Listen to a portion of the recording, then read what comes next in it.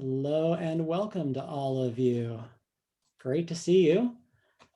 Thanks for making the time to join us this evening. My name is Michael and I'm the events coordinator and publicist at Annie Bloom's Books. For those of you who aren't familiar with the store, we're located in Portland, Oregon, in the heart of Multnomah Village. We've been around for 42 years now. We are still plugging along despite everything that's going on. Our store is closed to browsing, as it has been for about 8 or 10 months now. But our staff are at the store every day from 10 a.m. to 6 p.m. Actually, that's 9 a.m. now, sorry. 9 a.m. to 6 p.m. to answer phones, reply to emails. They love to hear from people who are looking for book recommendations. That's always been one of our favorite things about having people come into the store, so we miss that a lot. So yeah, feel free to give us a call or email for book recommendations or any other purpose. Our website is always open 24/7, annieblooms.com. You can go there day and night and shop for books. We offer curbside pickup, local delivery within 3 miles of the store, and various shipping options. We have some other great readings coming up in the near future. On Thursday, local author Dana Haynes will be reading from his latest thriller, Scirocco. It's Thursday at 7 p.m. A week from that, on February 4th, also at 7 p.m., Jared Blank. His book, Running the Distance, is about living with dyslexia and his running of the World Marathon Challenge, which is 7 marathons on 7 continents in 7 days. How is that even possible? To raise awareness and $50,000 for the International Dyslexia Association. And on Monday, February 8th at 7 p.m., we have local author Meg Weber with Joshua Moore. Meg's memoir is titled A Year of Mr. Lucky, and Joshua's is Model Citizen. There are other events on our website that you can read about and register for. Tonight, we are delighted to be hosting Waka T. Brown in conversation with Rebecca Petruck. We have Waka's book on our shelf right now. We are sold out of Rebecca's book, but copies are available to order, so you can place an order there. I will put a link into the chat right now. Everyone is using the chat, yay.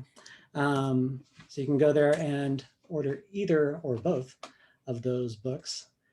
And there's gonna be reading and conversation, and then there'll be a Q&A session afterward in the chat, and I will read your questions to the author that way. So, Waka T. Brown. The first American born in her family, she is a Stanford graduate with a master's in secondary education. She's currently an instructor at the Stanford Program on International and Cross-Cultural Education, SPICE, authoring curriculum on several international topics and winning the Association for Asian Studies National Franklin Buchanan Prize. She's also been awarded the U.S.-Japan Foundation and Engage Asia's National 2019 Elgin Hines Outstanding Teacher Award for her groundbreaking endeavors in teaching about U.S.-Japan relations to high school students in Japan and promoting cultural exchange awareness. While I Was Away is her debut book. She lives with her family here in Portland, Oregon. We also have with us Rebecca Petruck, who's a Minnesota girl, though she also has lived in Louisiana, Mississippi, New York, England, Connecticut, and currently North Carolina. A former member of 4-H, she was a Girl Scout, a cheerleader, and competed in math counts. She holds an MFA in creative writing from UNC Wilmington. Petruck is the author of Steering Toward Normal and Boy Bites Bug, both with Abrams Amulet as the publisher. So welcome, Waka and Rebecca. So Michael, thank you very much for the introduction, and a big thanks to Annie Blooms for hosting. It's interesting debuting in a pandemic. I don't really know anything else since it's the first time I've ever debuted, but I really appreciate your flexibility and helping coordinate this. I see so many people I know in the chat. It makes me really happy to see you here too. I know it's 7 p.m. on a Tuesday and it's busy and everything, but it's really made me happy to see all of you. Friends from college, from work, neighbors, people from my writing group. So thank you so much for everyone for attending. I also really want to thank Rebecca for agreeing to be my conversation partner. As Michael mentioned, she is the author of Steering Toward Normal and Boy Bites Bug. And we met during a contest of sorts called Pitch Wars. And she really helped me get my manuscript into shape. So I'm really excited to be here with you, Rebecca, and thanks again. And I look forward to talking with everyone during this hour. Thank you so much for inviting me to be in conversation with you on your book birthday. So happy book birthday. I'm so excited for you. For others, I first read pages from while I was away about 3 years ago for Pitch Wars, and I knew I definitely wanted to work with Waka on this manuscript. And I'm just so thrilled to be, celebrating this moment with her. I actually happen to know that Waka's background is in screenplay writing first, in screenwriting. And so one of the first questions I wanted to ask you, Waka, is what was it that made you decide that now, 3-4 years ago, was the time to finally tackle writing this memoir?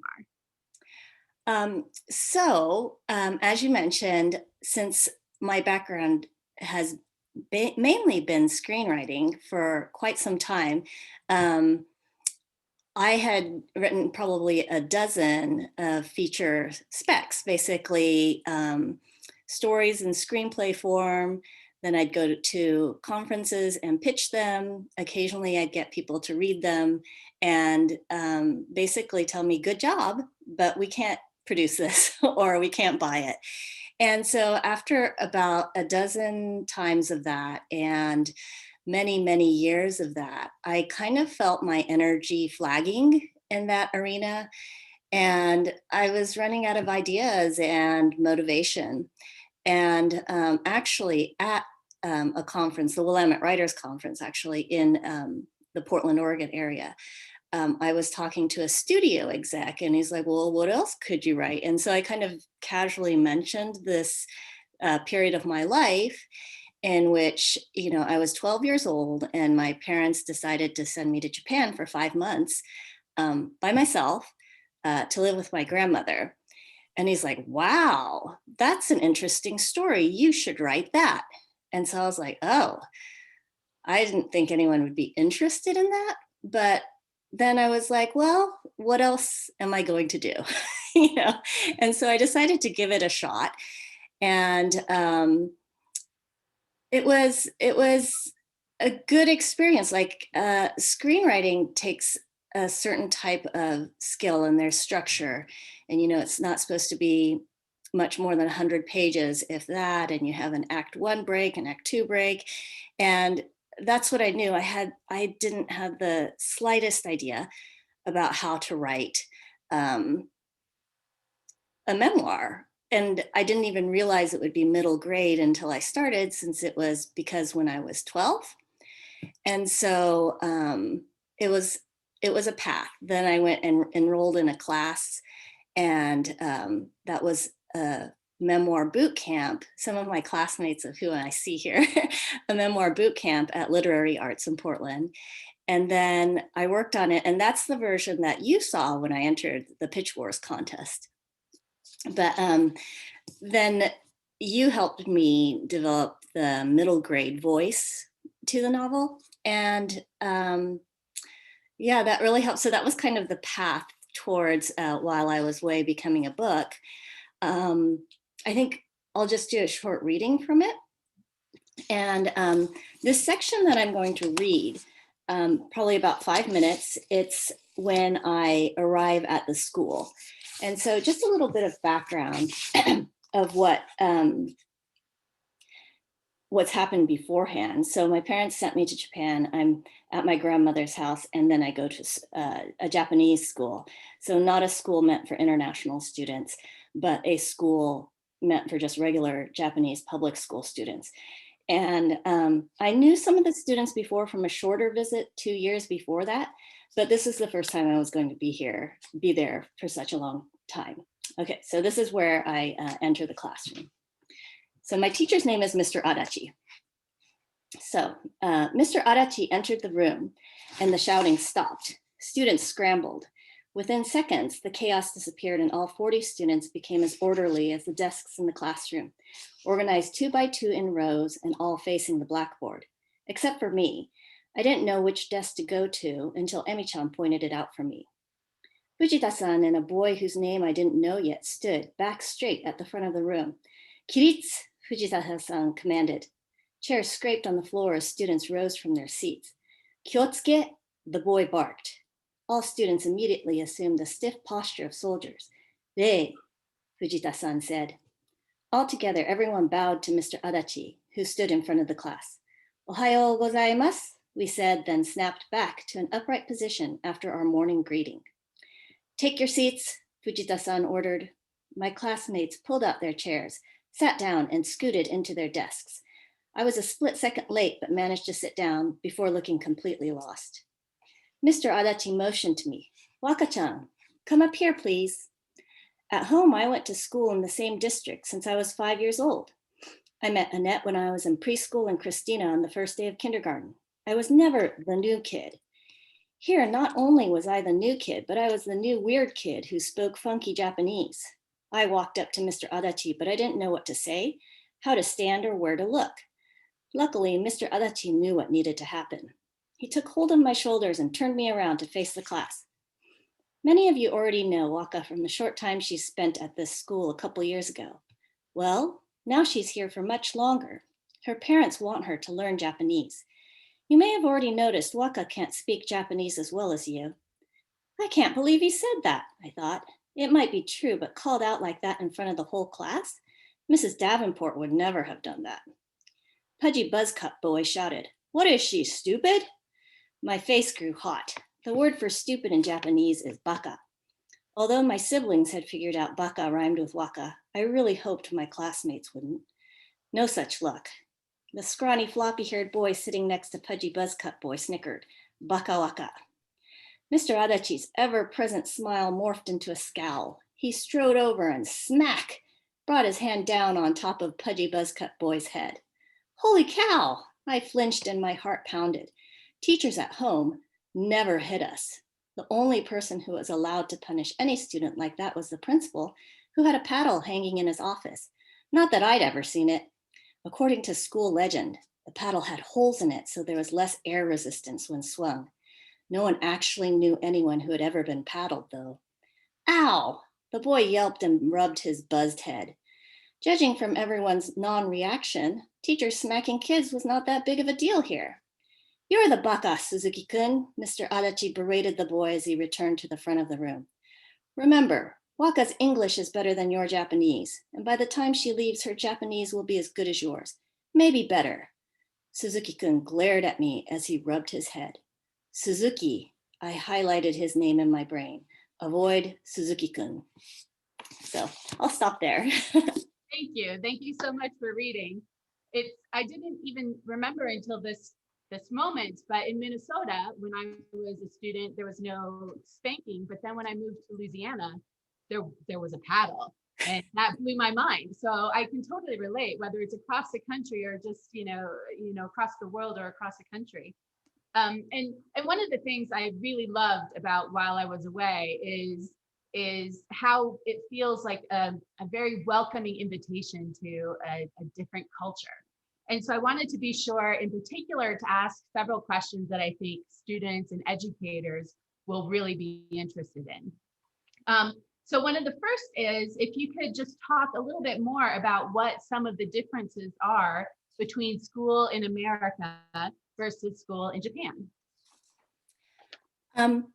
So my experience in Japanese school was mainly elementary school. And in some ways, there were things that were quite strict about it. You know, like the morning greeting, you stand up, you stand at attention, you bow. And, that happened every day and it seems quite formal. But my first introduction, basically what happened before that is the kids were on break, kind of a recess. And it was crazy. The kids were like running around. There was a guy throwing a ball inside the classroom. They were playing tag inside the room. And I thought to myself, whoa, this would never happen. This would never happen at my elementary school. So in some ways, like that was much looser. But then once you're in school, it's, you know, there are rules and you follow them. Another thing I noticed right away is I had 40 students in my class, and each of the classes had 40 students. That was pretty standard. And so in the US, I always have heard smaller class sizes, smaller class sizes. But in Japan, it was 40 students. And other things too, like in the US, I noticed sometimes you sit in a circle, sometimes you sit in a table grouping of 5, sometimes you get to move your chairs around. And each school I had gone to in Japan was 2 by 2 desks, all facing the front. Yeah, there's, I guess, so many differences, right? There's, you know, in our class, we had cafeteria helpers, kind of like the class officers who stood at the front of the class and led the greetings. We changed duties, and sometimes you were the cafeteria kids and you'd go get lunch for everybody. And then you'd serve your classmates in the room. So yeah, it was a very different and educational experience, apart from formal education as well. Well, and another detail I loved in the memoir was about how the school in Japan is cleaned. Yeah, so in the US, there's definitely custodians. And in the public school I went to, the kids clean the school. There's like cleaning day, and all the kids shove the desks to one side. I remember getting washcloths and just mopping the floor, and not even with a mop, like taking the washcloths and just running them across the floor on our hands and knees. And it was kind of fun, actually, because you do that with several kids. And you know, cleaning the bathrooms, cleaning the communal sinks. And one aspect of that that's really nice is you're not going to see many kids sticking gum under their desk because they'll have to clean it. And so things were kept really tidy. And it was actually one of the things I enjoyed, because it didn't matter if I couldn't read very well. So, and it was kind of fun. Everybody was doing it, and it was different from our normal studies. So. Well, and so let's move on to language, to reading and writing. I was really fascinated by that in my reading. And so I'd love for you to talk a bit about the difference between learning to read and write all of the many, many characters in Japanese versus, you know, America's 26 letters. And if you could explain the different kinds of alphabets and for characters in Japanese, that would be great too. Okay. So in Japanese, there's 3 different writing systems. There's hiragana, which is kind of your basic writing system that kids would learn first. Then there's katakana, which is similar to hiragana, but it's used to write out foreign words. So there's so many borrowed words in Japanese from different languages, especially English. And so those would use katakana. And hiragana and katakana are both 46, they're called syllabaries, not exactly an alphabet, but 46, I guess, letters would be the equivalent each. So you learn your 46 hiragana, and then your 46 katakana. And then the third writing system is called kanji, which is made up of characters borrowed from Chinese. And to be functionally literate, you'd need about 1,500 minimum to read a Japanese newspaper. And then, you know, to be quite educated, you're upwards of 2,000, 3,000, 5,000 kanji even. So my parents made me learn my hiragana and katakana quite early, and I objected, but it was finite. You know, I could learn 46. You know, I learned 26 alphabet letters. And I was like, I can learn my 46 hiragana. in some ways it's easier in that each hiragana makes the same sound always. So it's not like English when like spelling differences in English, I think, are some of the hardest aspects of the language to learn for people learning English. Like if you take the word tough and through and bought, like those are all O-U-G-H, but they're pronounced completely differently. And there's really no rule, right? And so in some ways, Japanese is easier because if you see an ah, it's always going to be pronounced ah. And the part where that changes though is with the Chinese, the kanji system. And those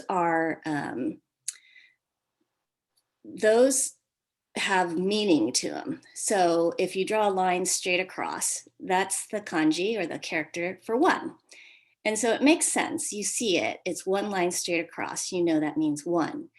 But depending on context, it can be pronounced ichi, it could be pronounced tsui as in tsuitachi, which is day one, or it can be pronounced hajime if it's a person's name.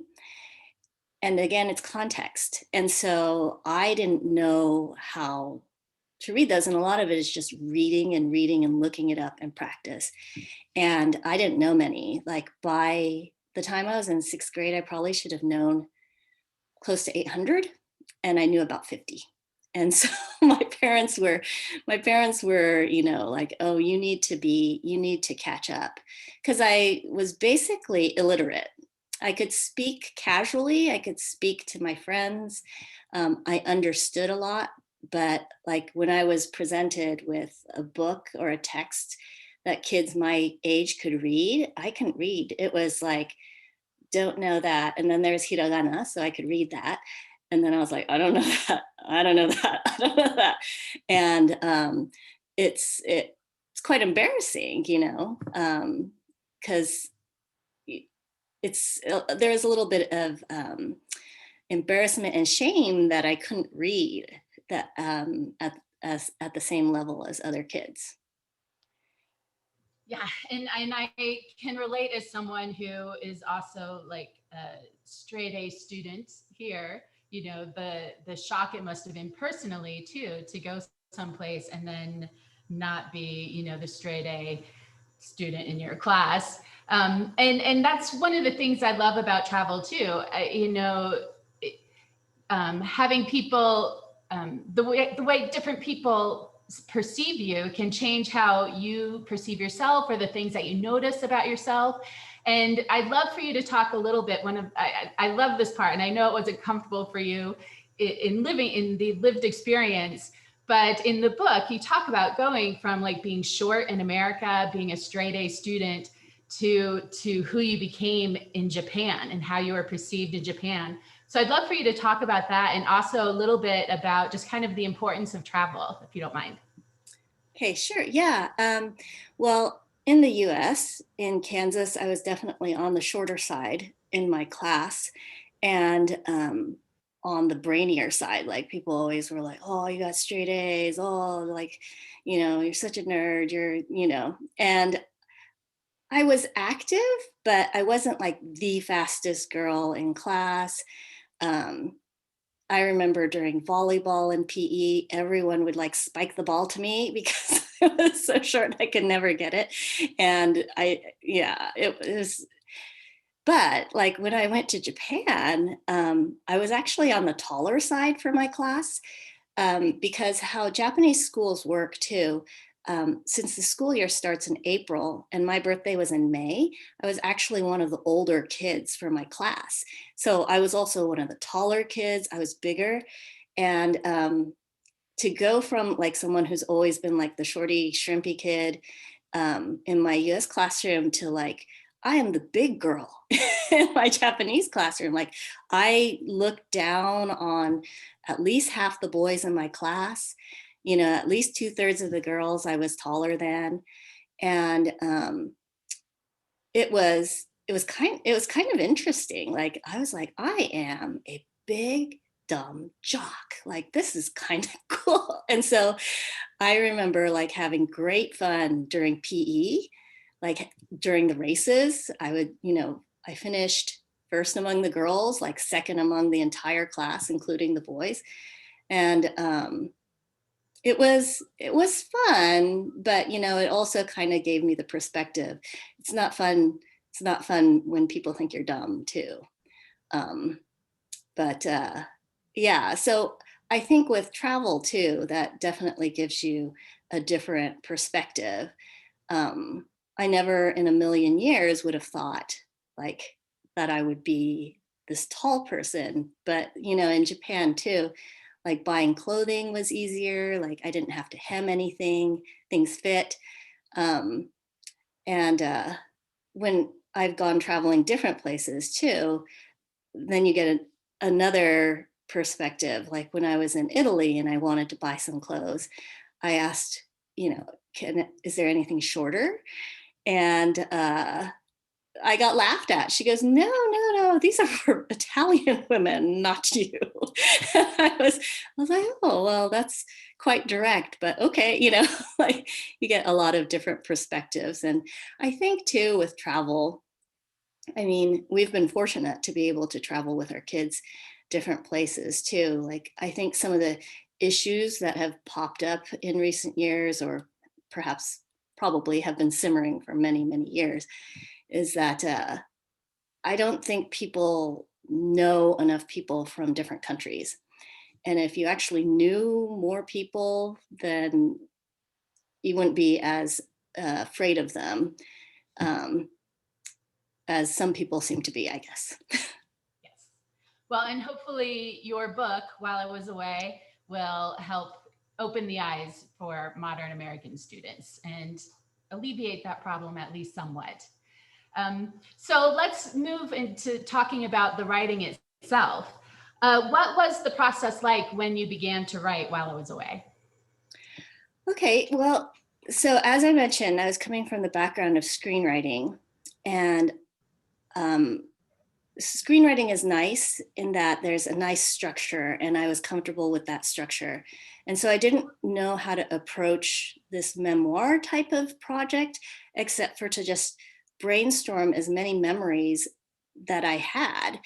And then I had a list of memories, and I wrote a chapter or almost like a short story pertaining to each one.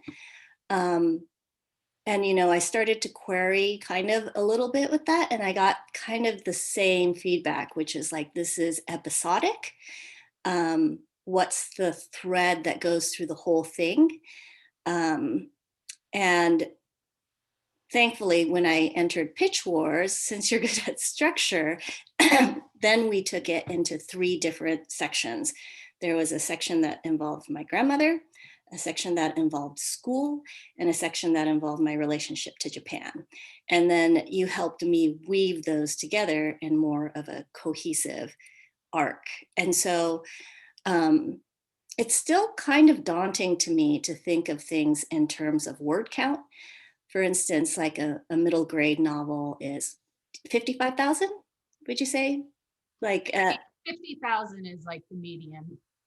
and then it can go up to 70,000 or maybe a little more, I guess. But like hearing that word count was just completely daunting to me, because screenwriting doesn't have that.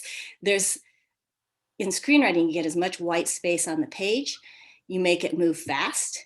And I know that was a comment that you often made, is slow down, which is funny because that is completely different from screenwriting, which is like speed it up because you want to keep the action going.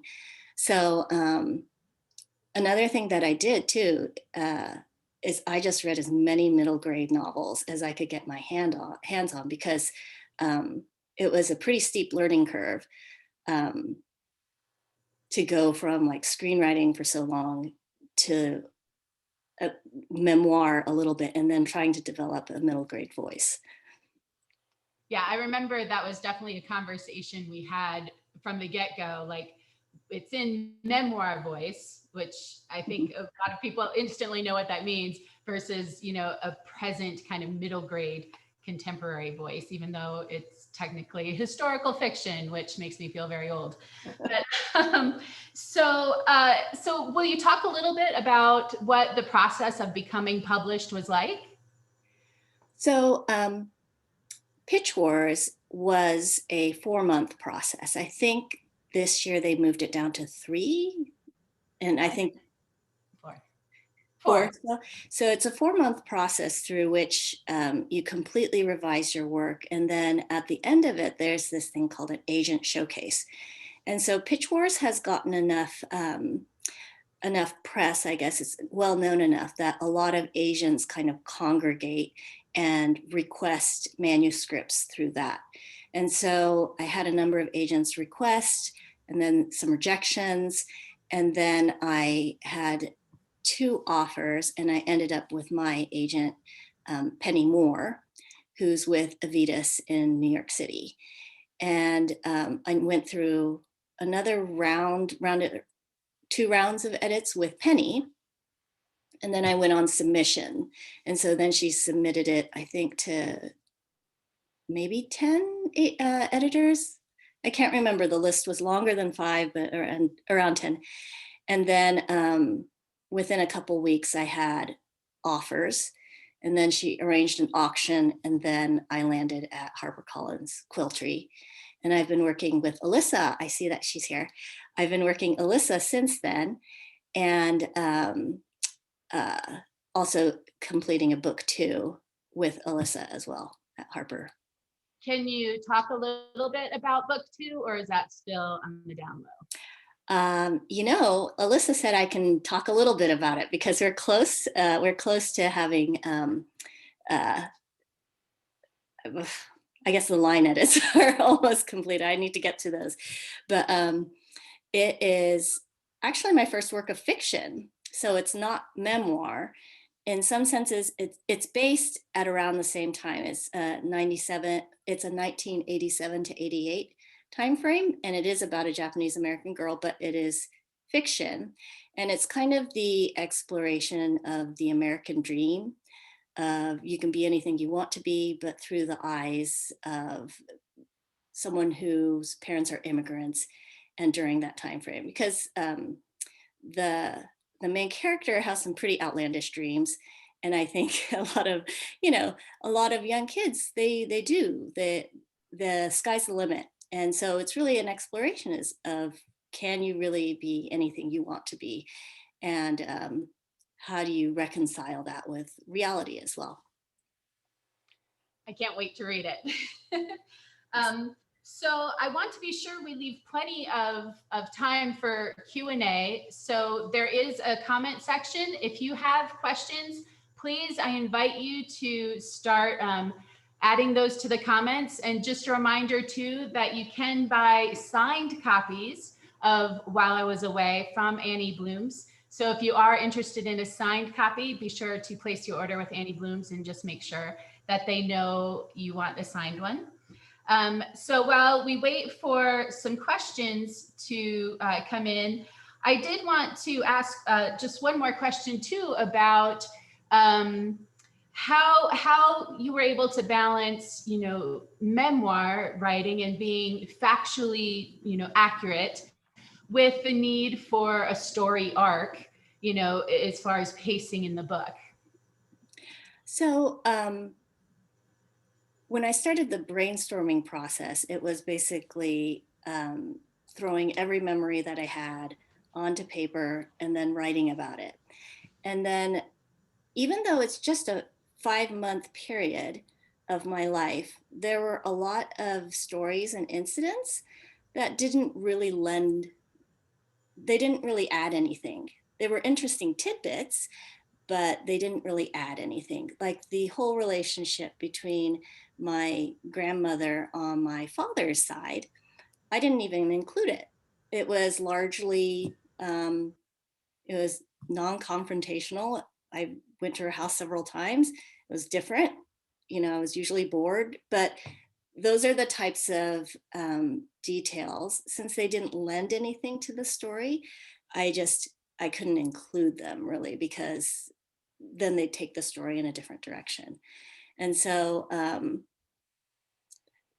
that was definitely hard sometimes, like deciding, oh, well, this was really interesting to me at the time, but in the book it'll feel out of place and it doesn't lend itself to the story here. So another thing too is I think there are some Western norms, for instance, like hugging, that, you know, our family didn't do. Like Japanese people tend not to hug very much. And so I wanted to keep that emotional truth there, because I feel like there are a lot of probably Asian American families who are also like mine, where we don't have like very physically affectionate shows of, you know, like hugs. And I thought, well, if they see that my family is like theirs, then maybe they feel, you know, well, there's nothing wrong with my family. This is just a cultural, you know, a cultural issue. So it's funny because I hear a lot of people talking about hugging people after the pandemic. And I'm like, oh, okay, you know, it's not very huggy, but anyway. I can totally relate. My sister has visited a couple of times, and while I've been entirely isolated, she has done some traveling, and we have been huggers. But after the pandemic, it was very much the, you know, the loose patch and Yeah, back away. So, like, yeah, or the elbow. well, Michael, do you want to read some of the questions for us? Yeah, we got plenty of them coming in. Great. All right. Diana Kreitz, I hope I'm not Oh, mangling your last hi, name. Diana. I would like to understand the internal process for making yourself so vulnerable in creating a memoir and putting yourself and your experience out there for consumption. As a fellow woman of color, it strikes me as being incredibly brave. Oh, yeah, that's a good question, because I didn't really think about that closely when I started. And so as the process became closer, I was like, oh my gosh, what am I doing? And but the thing is, then I started to get some early reviews. Um, I started to get some early reviews from readers who are like, oh, this reminds me of when I was a child, and thank you for writing it. And then I felt like, okay, it's okay to share my story, you know. So, um, and I think you should feel you don't have to share your story, but you should also realize there's a worth in it, because I think for a really long time, um, maybe stories like While I Was Away weren't considered marketable. You know, some of the comments I had gotten were, it's not relatable. I don't think there's a wide market for this, meaning people aren't going to relate to, you know, a Japanese American person had to go to Japan for 5 months, because that's not a universal experience. But I also feel like if a lot of us share our different experiences, we'll discover the universality, the thread that ties us all together. Yeah. All right, Amanda Gonser. I'm curious, Waka, if during writing this, did you go back to Japan and revisit some of these places that appear in the book? I did actually. About a year and a half now, it's about 2 years ago, I went back to the place where my grandma's house used to be.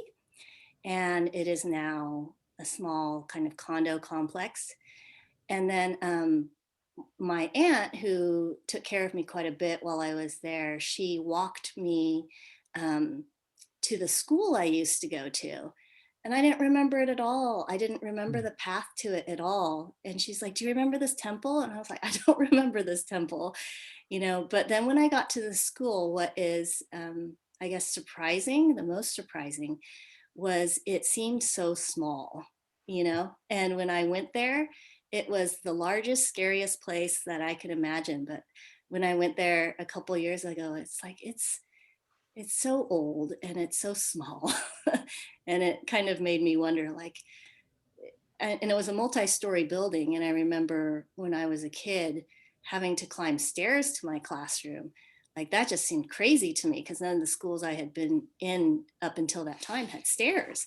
And so to climb many flights of stairs to get to my classroom, I was just like, this place is so enormous. And it wasn't. That was kind of crazy to me, just how different it was. Funny. Cynthia O'Brien asks, what is a principle or life lesson that a reader might gain from this story? And did you write with that intention? I mean, I think with a lot of writing, as you're writing the first draft, you're still trying to figure out what you're trying to say. And then once you finish the first draft, the kernel of what you want to say comes out. And then you hone that in through subsequent drafts. And so through this experience, I would say that by the end, I was trying, throughout the whole thing, I was trying very hard to fit in. And then by the end, I was just like, ugh, I'm done with this. I'm just going to be me. And that's when things got easier. And it felt like people were more accepting, or maybe they gave up too. But I think that is the point I want to make is for the kids who are reading this, like, be yourself and just be confident to be yourself. Yeah, so. That's a good one. Jen Hammond asks, you touched on this a little with the brisk pace of screenwriting, but what other habits, if any, did you find that you needed to break transitioning from script to novel, and how did you overcome it? Is there any advice that you know now you wish you had received before starting a memoir novel?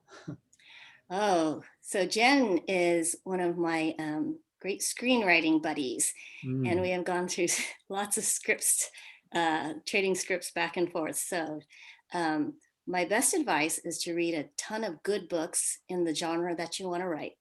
I think that, and I think you'll find it enjoyable. Like I found scripts hard to read, not necessarily enjoyable. I think script writing is fun, like writing them is a lot of fun, but reading them, not as much. But when you're prepping to write novels, I think the prep work of reading some really good books, that's really fun. And so you just read as many good books as you can. In addition to slow down, which is a note that I got often, I got the note to describe more. And I remember thinking, from my screenwriting days, like, do you really want to know more about this place? Like, come on, let's move it along. I don't want to describe the yard. Let's move it along to this thing that's happening. And so that was a hard part for me. Like, even now I still have to go back and I'm like, oh, I don't think a reader knows what this person looks like at all. And, in screenwriting, your descriptions, if they're more than 3 lines, it's considered too long. And so you have to move it along. So yeah, my number one piece of advice is read good books and then slow down and describe more. All right. Tammy, Brian, how do you think Japanese and American schools would compare today versus in the 80s? Well, as part of my job, I do interact with a lot of Japanese high school students. And they still complain a lot about like the exam culture and a lot of times like the rigidity of learning. But well, teachers aren't allowed to hit kids anymore.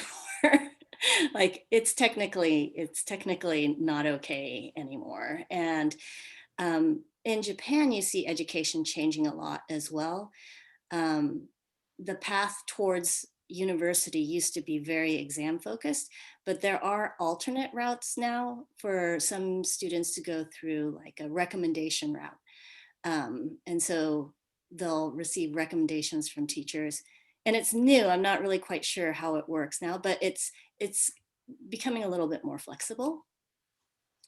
And in the US, I don't know, I feel like the pandemic has thrown everything kind of on its head. And when my students in Japan were going through it, there was a whole mishmash of their learning style. Some kids had no school, some kids had immediate distance learning, some kids had a packet of handouts. Honestly, they said a lot of their teachers didn't know what to do because they've never had to do this type of teaching, because they have a national curriculum as well. And there's not a national curriculum in the United States, which allows for flexibility. But then, as I think we see sometimes, there's a little bit of fragmentation, and kids in different areas are learning different things. So. Oh, she has another question too right after that. What were your favorite parts of writing this book? The first draft of anything is always my favorite because it always feels really good to just get it down on paper. And then I restructured the heck out of it with Rebecca. And that happened very quickly. It had to happen very quickly over 4 months. And Rebecca, I really appreciated it. It was also painful.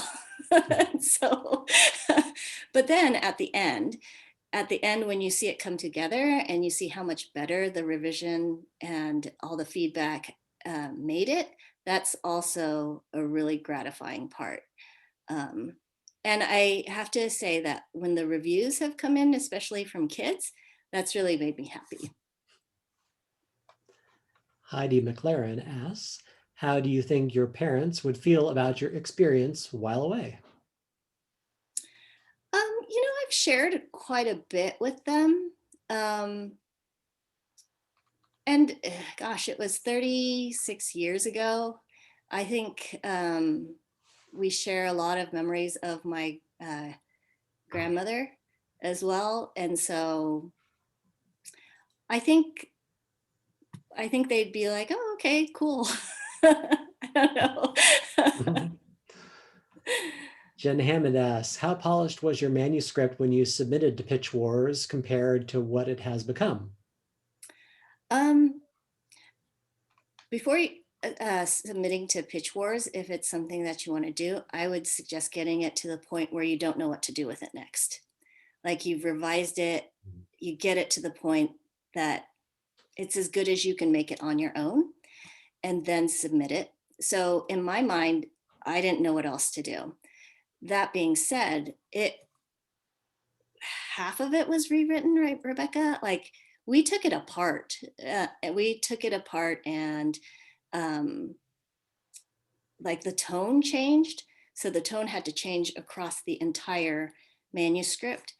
So much was added because I tend to underwrite, and I think that's a screenwriting issue. I tend to underwrite, and so much was added.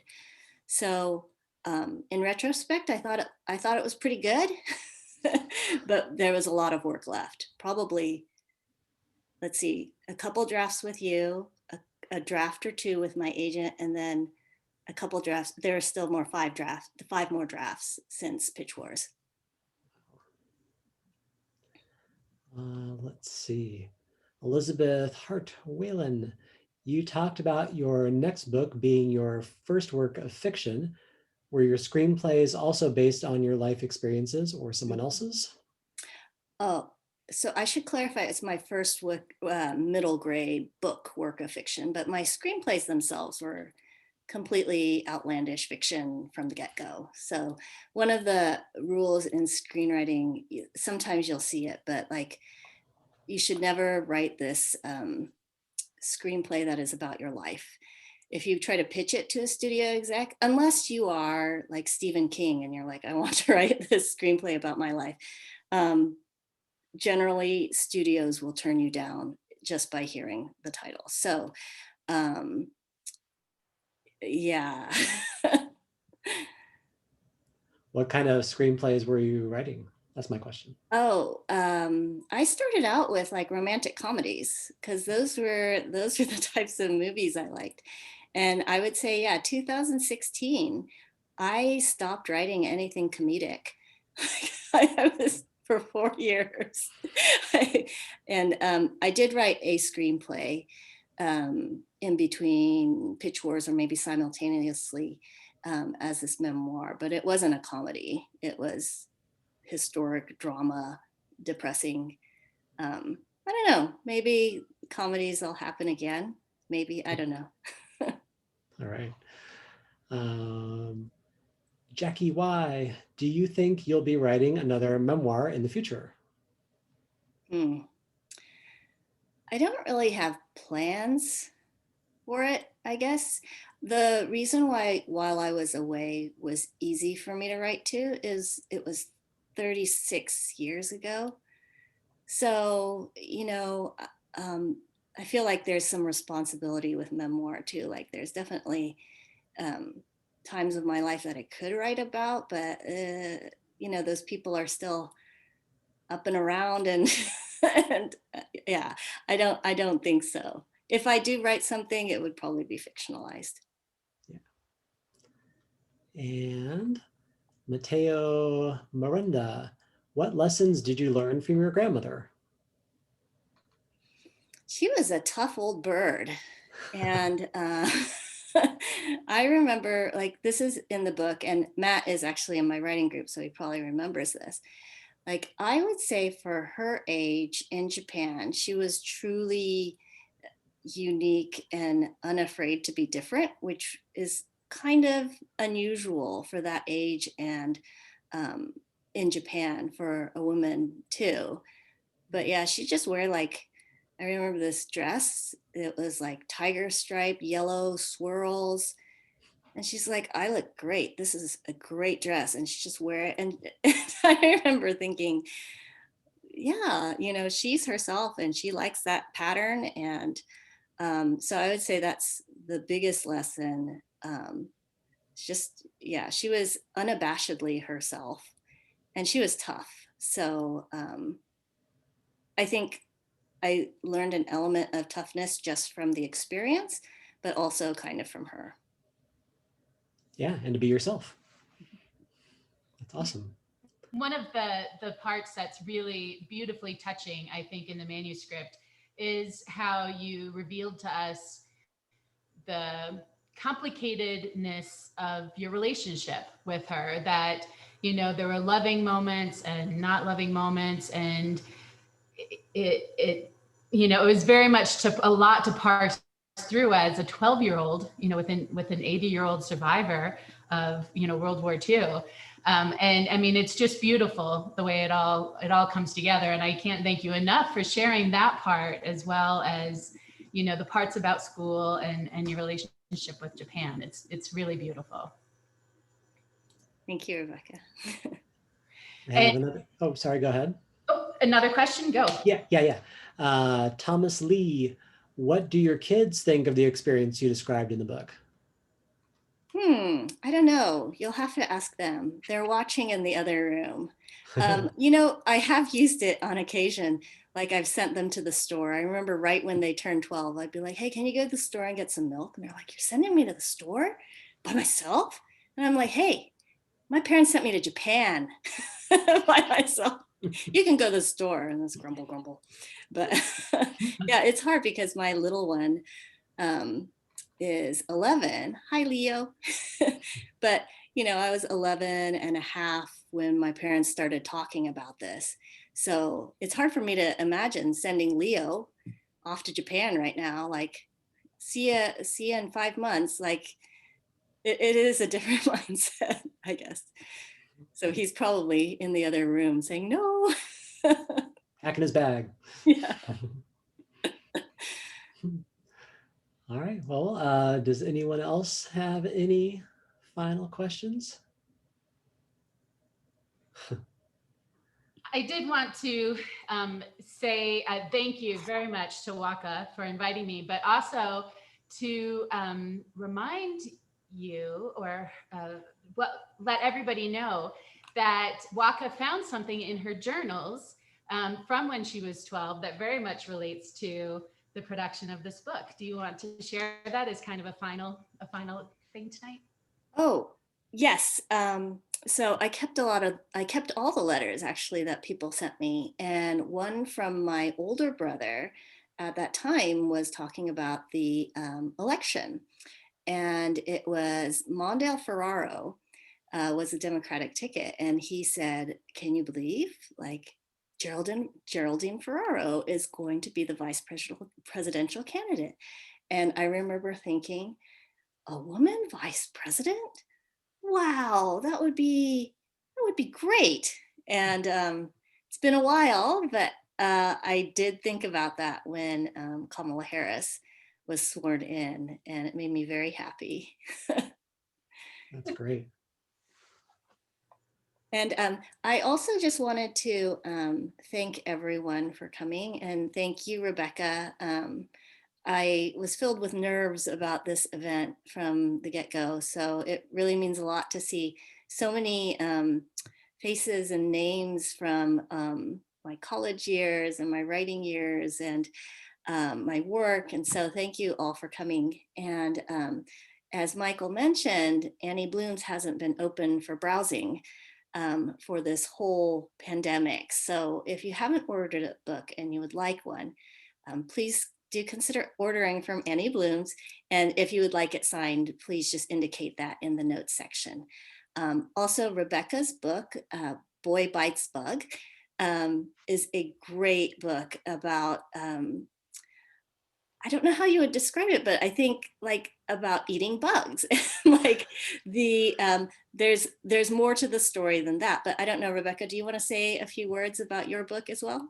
Sure. I think the main points for me is that it helps middle graders kind of confront some ideas about racism, microaggressions, unconscious biases that they hold, and that they, you know, especially for kids who think, I'm not racist, I'm fine. And then to see these examples of things that are actually racist or microaggressions and realize, oh, and hopefully to have conversations with their family or among their peers, or even just to internalize it and hopefully be a little bit better after reading the book, and to try bugs, of course. Yeah, it's a great book. All right, thank you both so much. It was a really wonderful event. Thanks everyone for coming. This was really great. The event's being recorded in case you want to watch it again or share it with friends. I'm going to be uploading it probably tomorrow to Annie Bloom's YouTube channel, so you can go there. And I'll put the link up on the event site on our website, so you can go and look at that anytime and find the link from there. Again, thank you so much. We hope to see you at a future event. Thanks again, you two, for coming. It was Happy really book great. birthday, Waka. Oh, thank you. Thank you. Yay. Thanks, Happy everyone. birthday. Thanks, Michael. Thank you. Good night, everyone. Good night.